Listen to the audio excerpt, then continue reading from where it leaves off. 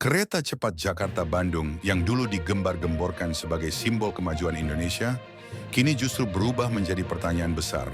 Apakah proyek ini benar-benar membawa bangsa kita melaju ke depan, atau justru menyeret kita ke dalam jebakan utang Cina yang pelan-pelan menjerat ekonomi nasional? Ketika proyek ini pertama kali diumumkan pada tahun 2015, banyak yang melihatnya sebagai langkah berani pemerintahan Jokowi untuk menunjukkan bahwa Indonesia bisa sejajar dengan negara maju. Cina pun tampil sebagai mitra utama, menawarkan kerja sama dengan janji manis.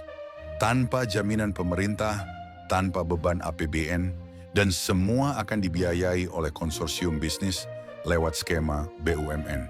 Saat itu, tawaran ini tampak jauh lebih menarik dibandingkan proposal Jepang yang meminta jaminan negara. Namun waktu membuktikan bahwa tidak ada yang benar-benar gratis dalam proyek infrastruktur besar seperti ini.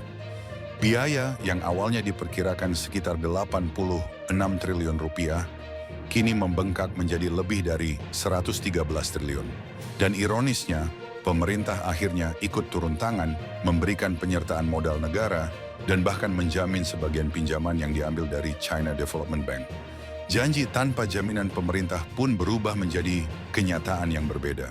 Pinjaman dari China Development Bank mencapai sekitar 4,5 miliar dolar Australian dengan bunga sekitar 3,4%.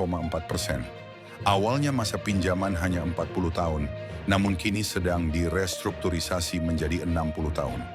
Artinya 2 generasi mendatang masih akan membayar bunga dan cicilan dari proyek ini. Sementara di sisi lain, kereta cepat belum menunjukkan hasil yang memadai. Jumlah penumpang masih jauh di bawah target, sekitar 20-25 ribu per hari. Padahal untuk menutup biaya operasional dan membayar utang, idealnya harus di atas 40 ribu penumpang setiap hari. Fakta ini menimbulkan kekhawatiran baru. Jika pendapatan dari tiket tak cukup menutup biaya, maka dari mana dana untuk membayar cicilan utang akan datang? Akankah lagi-lagi negara harus turun tangan menggunakan dana publik untuk menambal defisit proyek yang semula diklaim sepenuhnya dikelola secara bisnis? Disinilah muncul istilah yang banyak dibicarakan pengamat, debt trap diplomacy atau diplomasi jebakan utang. Sebuah strategi yang digunakan China di banyak negara berkembang, memberikan pinjaman besar untuk proyek infrastruktur, lalu perlahan menanam pengaruh ekonomi dan politik ketika negara peminjam kesulitan membayar. Kasus paling terkenal adalah Sri Lanka, yang akhirnya menyerahkan kendali atas pelabuhan Hambantota kepada Cina setelah gagal melunasi utang. Apakah Indonesia sedang menuju ke arah yang sama? Tentu kita tidak ingin berpikir sejauh itu, tapi struktur pembiayaan proyek kereta cepat memperlihatkan pola yang serupa. Utang besar, ketergantungan tinggi pada teknologi Cina, dan minimnya keuntungan jangka pendek bagi publik.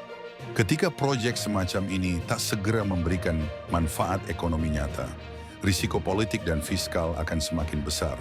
Pada akhirnya, kereta cepat bukan lagi sekadar soal kecepatan transportasi, tapi soal siapa yang memegang kendali atas arah pembangunan kita. Apakah bangsa ini sedang mempercepat kemajuan atau justru mempercepat ketergantungan?